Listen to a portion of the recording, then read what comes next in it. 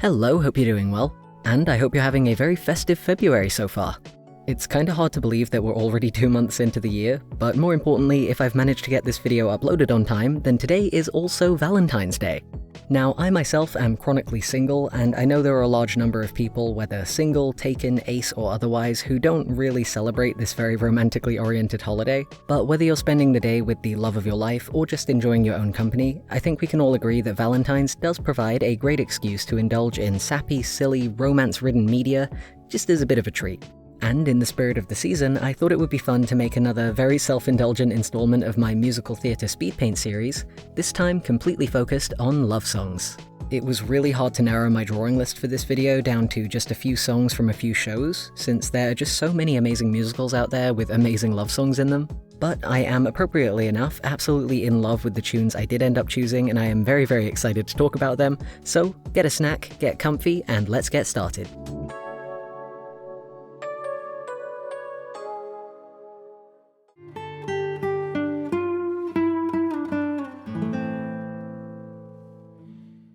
So I realized while I was working on this video that I inadvertently ended up drawing all of today's artworks in,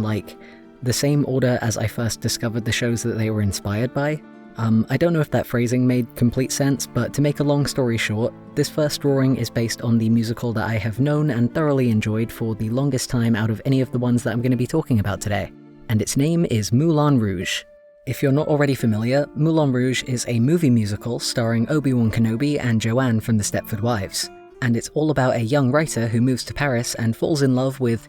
let's call her a nighttime entertainer, a spicy accountant, if you will. It's colourful, campy, and very big on its theme of freedom, beauty, truth, and love. So it seemed like the kind of thing that would be a great fit for a Valentine's video like this.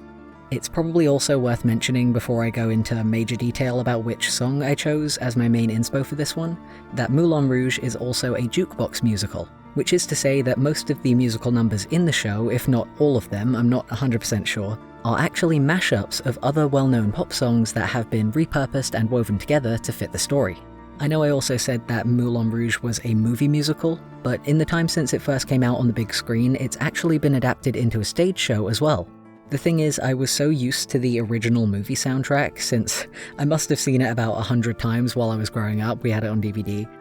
that honestly, I couldn't really get into the Broadway version at first. It was quite jarring to listen to. And that's not to say that the Broadway version was bad or anything, not by any measure, and it also wasn't down to the fact that, obviously the singers were different between the original movie and the stage version. Instead, it was actually just because the majority of the actual songs themselves are completely different in the Broadway cast recording versus the original movie soundtrack. Like I said before, I must have watched the original movie of Moulin Rouge about 100 times, so when I opened up the Broadway cast recording on Spotify, I was going in with a certain expectation that I would know what I was about to be listening to, and realistically, that's on me. I shouldn't have gone in with any expectation, because it's a different production for a different format with a different cast, but you know, it was only after recovering from the complete whiplash that I was experiencing from hearing Katy Perry lyrics mixed into what, again, I had expected to be a classic Moulin Rouge song, that I realized the lyrical changes between stage and screen were probably just down to the fact that it's been, shockingly, about 20 years since Moulin Rouge originally came out. So in all fairness, it does make complete sense that a jukebox musical like that would take the chance to freshen up its soundtrack a bit when it's being adapted for a modern stage and a modern audience. In any case, at first I was going to lean into my personal area of expertise, I suppose, and use the original movie as a point of reference for this artwork, but then I kept on listening to the Broadway soundtrack. And the more I listened to it, the more it grew on me, and then there even ended up being a couple of tracks on the Broadway album where a bunch of songs that I recognized kept being added into these medleys and remixes and completely taking me by surprise in the best way, and as you can probably tell, I got very lost in the sauce of how fun it was to listen to. My favorite song from Moulin Rouge has always been Tango de la Roxane. It's very spicy, very gritty, very fun. But I knew from the get-go with this one that I was going to end up using the song called Elephant Medley as my main inspiration, since that's kind of the big, fun love song of the show that's also, coincidentally, made entirely up of snippets of other smash hit love songs. So, as you can imagine, it's a little bit more suitable for the Valentine's theme. Honestly though, as fun as the Elephant Medley is, and as gravelly and spicy as Tango Della Roxanne also is, if you listen to nothing else on the Moulin Rouge Broadway album after watching this video, I would still 100% recommend checking out the song specifically titled Backstage Romance. Best as I can tell, it's a medley that was made specifically for the stage show. It definitely wasn't in the movie, and when I first heard it, I was legitimately surprised that I'd somehow never heard it blasting at a gay bar or something before, because it's got a lot of really Pride Parade classic-y kind of songs mixed into it. Yeah, that's all I'm going to say about it, because it's a great one to listen to and experience completely fresh when you do get the chance, and it's really, really good. But anyway, the point of all this is that as much as I do love the original movie version, the stage show really ended up winning me over by the time I actually started drawing this one, especially after I got the chance to look up the costumes. I'll see if I can put some of the references I found up on the screen here, but the stage costumes for the Elephant Medley song in particular are just so much more colourful and fun and like visually interesting than the movie versions. At least I think so, but that could very well be my bias for sparkly outfits doing the talking. I tried to draw the main characters here in a fun, fancy, dancey kind of pose that would complement all of the flowy fabric elements in their outfits, and then drew a heart-shaped speech bubble over top as a place to put some lyrics into once the artwork was all finished. In terms of the actual drawing and colouring process, I ended up using a lasso fill tool for the hair on both of these characters, which isn't quite how I normally go about it, but it ended up being both a really efficient and a really satisfying process, so definitely going to be trying that again. And for the sparkly finish on the dress and the bottom of the coat, I ended up using a speckled version of the airbrush tool. Coincidentally, I'd been looking for like a brush tool with this kind of effect for absolutely ages, and I didn't realize that there was like this default setting built into the airbrushes tab. So as much as I was kicking myself for not figuring out that particular setting before now, I'm definitely really happy with how this glitter kind of effect ended up looking here, so definitely going to be trying to remember that tool in the future as well. Anyway, I think I ended up spending so long talking about the difference between the movie and the stage show here that that's actually this drawing all finished, besides the lyrics, which I added to the top after I'd finished recording. So, yeah, let's go ahead and move on to our second song of the day.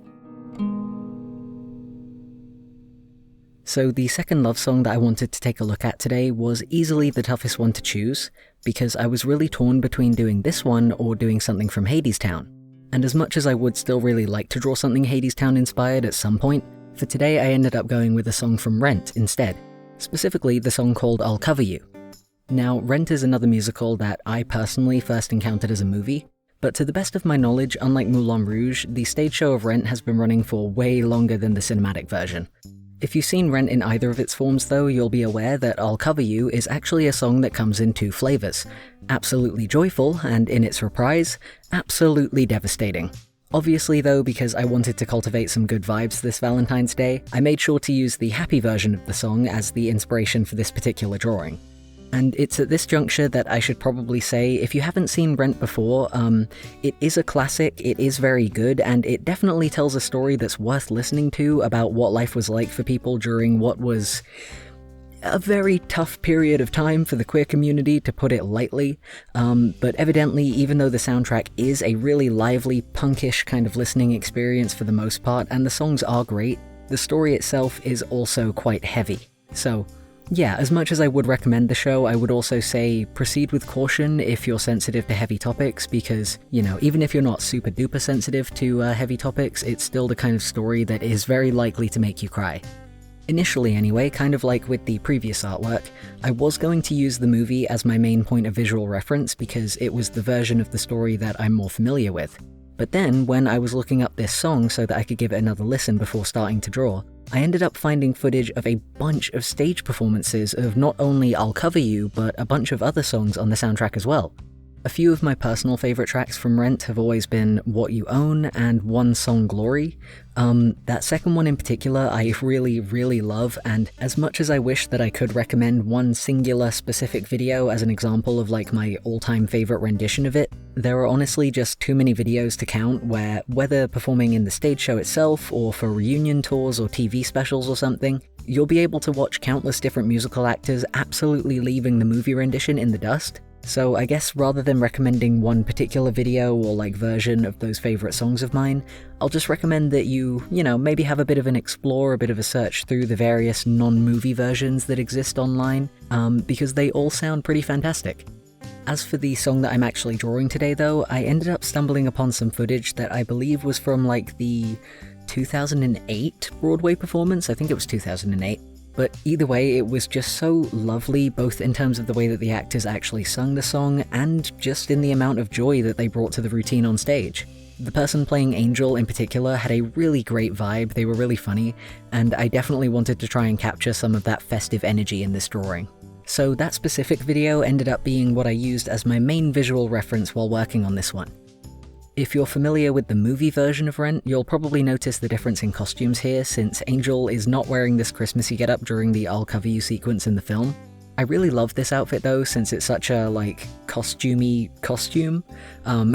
if that makes any sense at all. And I think I've said this in a previous video quite recently, but I really don't draw characters wearing skirts and dresses very often, so between this outfit and Satine's dress in the Moulin Rouge drawing, I really ended up having a ton of fun with all of the flowy outfits that were going on. It was a good time. For the pose and the composition on this one, there was a little moment in the stage performance I was referencing where, in between all of the spinning and high-energy dancing that they dip into throughout the song, Angel and Collins, who are the characters that I'm drawing here, I don't know if I mentioned the dude's name before, at least, they both share a nice little hug like this, and it was a really sweet bit of choreography that I thought really fit with the romantic vibes of the song and, the lyrics, and I just couldn't resist trying to recreate it here. I still wanted to capture some of that high-energy, dancey kind of feeling from the performance though, so I made sure to give Angel's pose in particular a bit more motion to it, as if having just been spun into this hug while in the middle of dancing. As with the previous artwork, I used a lasso tool to help streamline the colouring and the shading process before using a handful of custom brushes to fill in the flowers in Angel's hair and the detailing on Collins's hat. For the finishing touches, I added a bit of snow around both of the characters, and then wrote the love song's main lyric above their heads to round off the piece. All in all, this one was a really sweet song to be able to draw something for, and I had a lot of fun working on it. There's just something about I'll Cover You as a song, again, at least the very first time that it appears on the Rent soundtrack anyway, that just sparks so much joy. These characters are so in love, and it's so sweet, and it just really makes me smile to listen to it. I'm also a pretty sappy person in general, so, I'll take any excuse to be able to draw some absolutely smitten characters just having a nice time together. In any case though, that makes 2 out of 3 songs for today all drawn and dusted, so let's move along to the third and final act on today's playbill. Alrighty, so quick little disclaimer before I get into the meat of this final one. This last song that I'm drawing today isn't specifically a love song, but it is one of my favourite songs from a show that's all about romance and messy love triangles, and that is generally jam-packed with love songs from top to bottom. The artwork that it inspired is also going to have a bit of a different energy to the other 2 pieces that I drew today, but you'll see more of that as we get into it. So here we are, the third and final romantically charged show of the day, and it is a much more modern musical called And Juliet. Now, if I'm completely honest, I can't even remember how I first came across this musical, even though it's the most recent one that I've fallen in love with. I'm pretty sure it must have been through my Spotify recommended tab or something like that. What I do remember though is that I listened to the entire cast recording album for this musical for the first time without any prior context, and it was an experience. What I wasn't aware of going into that initial listening experience anyway is that, much like Moulin Rouge, And Juliet is a jukebox musical, specifically pulling its medleys from a jukebox that singularly contains the music of one particular songwriter who was responsible for some of the greatest hits of Britney Spears, Kelly Clarkson, and Katy Perry. Once again, she really keeps sneaking into all of these soundtracks and making me do a double take. What is she like? That's by no means the length and breadth of the big-name pop singers whose lyrics you'll probably recognize mixed into And Juliet's soundtrack though, because almost every single track on the cast album is absolutely packed with other hugely popular songs. But there was one particular element mixed into it all though that was honestly even more mind-boggling to me than being struck with surprise Katy Perry lyrics for the second time in 3 shows. And that was the sheer amount of Backstreet Boys that features in this musical. Some of the characters who sing those Backstreet Boys songs as well also have accents that are so beyond exaggerated, and I'm not entirely sure why, but I know that it's hilarious. Like, there are two voices in particular that I'm thinking of that completely blindsided me when I listened to the album for the first time. I was gonna mention some, like, specific instances that, like, really stood out, but honestly, if you listen to the Cast album, you're gonna know. You're gonna know exactly who I'm talking about as soon as you hear them, and if you do listen to it and you hear them and you figure out who I'm talking about, you let me know what you think, because it sure is something. As you may have guessed from the title anyway, And Juliet is a reimagined rewrite of Shakespeare's greatest hit, where old Will himself and his wife Anne are arguing over how the original Romeo and Juliet play should have ended. And the rest of the show, from what I can tell anyway, is the couple's argument essentially being a window into a what-if story of Juliet trying to move on and live her best girl boss life. As is the nature of many original Shakespeare plays, it's full of messy love triangles and very, very camp characters. And that's not a hyperbole either. Apparently Romeo is bi, and there's a specifically queer gender identity-focused character arc that's brought to the stage by a non-binary character called May, who has a beautiful solo of I'm not a girl, not yet a woman midway through the show. Hopefully that's an adequate summary of roughly what the plot is, I think, because I didn't want to spoil the entire story for myself, because I would genuinely love to see this show someday, so I actually just gleaned all of that before sitting down to draw this artwork by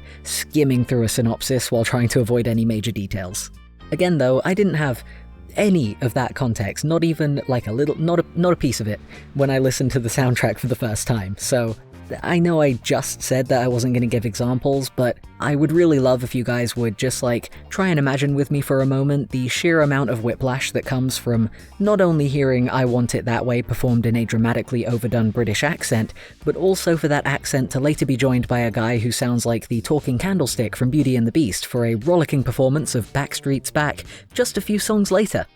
And when I tell you I damn near lost my mind just from trying to figure out what was happening in my ears. But you know the most dumbfounding part? The songs on this soundtrack, including the parts performed by Captain Cockney and the Candlestick, they're all so good. They're good. I wish I was kidding, but despite the absurdity, or maybe even because of it, some of the medleys on this album are honestly some of my favorite versions of the songs that they're made of that I've ever heard, in any context. I genuinely wish that some of them were longer, like the aforementioned I Want It That Way cover that frames Shakespeare and Anne's writing dispute during the opening of the show, for example. It legitimately slaps. It slaps so much that I used it as the lyrical inspiration for this drawing, even. It has no right going as hard as it does, and yet here we are. I am bamboozled, but I am obsessed, and I have no choice but to share this obsession with all of you in the hopes that there may be some solidarity found here. I can't suffer with the burden of this knowledge on my own, you guys. Anyway, I could go on all day about the music from this show because evidently it's become a bit of a low-lying hyperfixation for me ever since I first heard it. So instead, I want to take a moment to talk about another part of the show that made it an instant pick for today's video,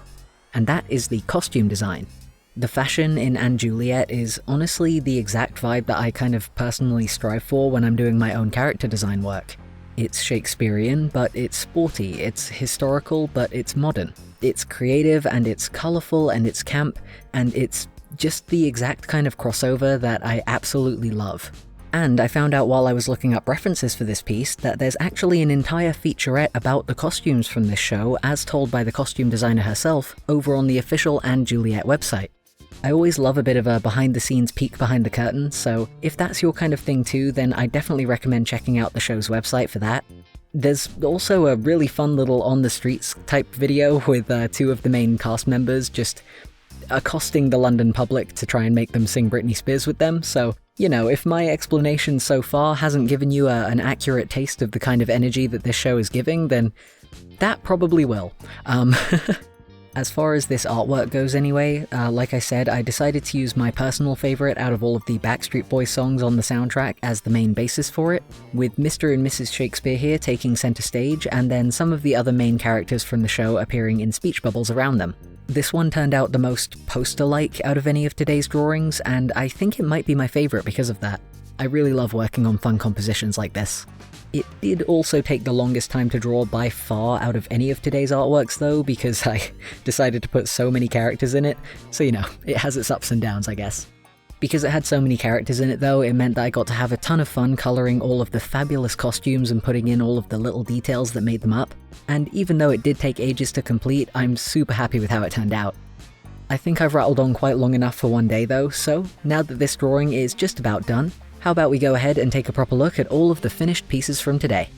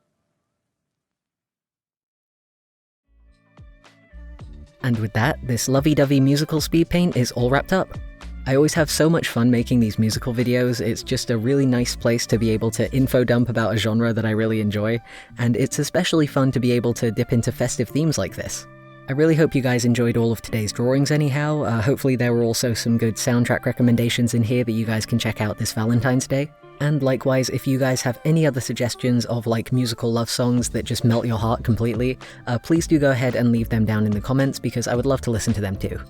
Also, before I call curtains for today's video, this is a little bit off topic, so do bear with me, but since a lot of people have previously asked me whether there is any way to support the work I do here on my channel in more of a regular, like, Patreon style kind of way, I wanted to make sure to mention real quick that I have recently updated my Ko-fi page to include like a monthly repeating subscription kind of option. I've set the default rate to as low as I possibly could at £1 per month, which I believe equates to less than $1. It's not mandatory, there's no bonus stuff there, it's literally just there for anybody who maybe enjoys my videos enough to want to chuck some change my way to help facilitate the making of them. Anyway, I already mentioned all of this in a community tab post earlier this month, so please don't worry, ideally this is going to be the only time I mention my Ko-fi in a video like this, because I know that pushing monetary platforms like that can get really annoying, and I'm also just really bad at accepting coin in any context from anybody, so it feels weird to even mention it in a video in the first place. In any case though, the link for that is going to be down in the description, along with links to my print store where both today's artworks and a handful of others from my musical speed paint series are currently available. But for now anyway, thank you very much for tuning into this video and for sticking with me through this very long outro, and until next time I hope you'll all stay as safe, happy and healthy as you possibly can. Happy Valentine's!